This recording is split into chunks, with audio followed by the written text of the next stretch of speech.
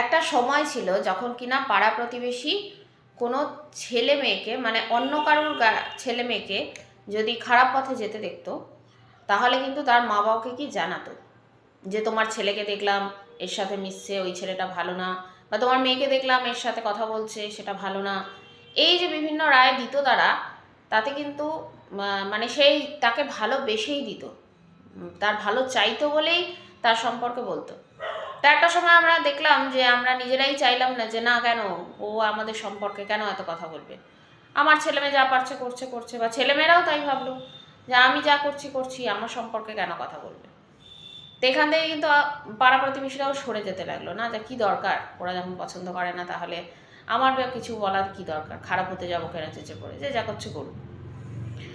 এখন কিন্তু বাচ্চারাও এরকম তার মা বাবাকে বলে যে হ্যাঁ আমি সব জানি, তোমাকে কিছু বলতে হবে না।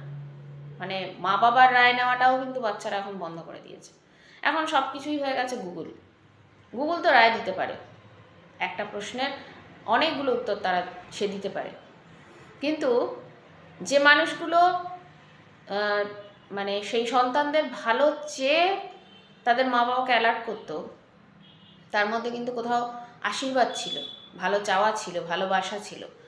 গুগল তো সেটা পারবে না, তাই না? উত্তর হয়তো দিতে পারবে, রায় হয়তো দিতে পারবে, কিন্তু সেই আশীর্বাদ, সেই ভালোবাসা, সেগুলো কিন্তু দিতে পারবে না। তো ধীরে ধীরে আমরা কিন্তু কীরকম নিজের মধ্যে হয়ে যাচ্ছি, নিজেদেরকেই ভালোবাসছি, শুধু নিজের কথাই শুধু ভাবছি, আর কিন্তু সব কিছু থেকে বঞ্চিত হয়ে যাচ্ছি।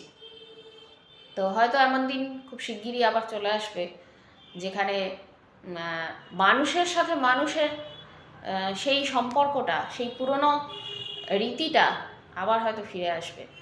কারণ মানুষ এখনও বোঝে যে একসাথে একজোট হয়ে মানুষের সাথে মানুষের যে আনন্দ, সেটা কিন্তু আর কোথাও নেই, আর কোনো কিছুতেই নেই।